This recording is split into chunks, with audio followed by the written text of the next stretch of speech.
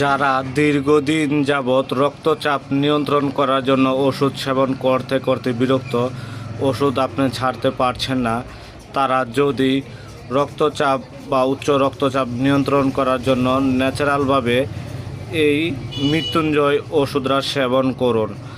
যাদের হৃদরোগ আছে বা হৃদশোল, পরিশ্রমের কারণে বুক ধড়ফড় করা, অল্প পরিশ্রমে হাঁপিয়ে যাওয়া, মির্গি বা উন্মাদ, মাথা গরম হয়ে যাওয়া, অনিদ্রাহীনতা, স্নায়বিক দুর্বলতা এবং ধাতুপোষক বা ধাতুগত সমস্যা আছে, তারা এই মৃত্যুঞ্জয় ওষুধরা নিয়মিত সেবন করুন।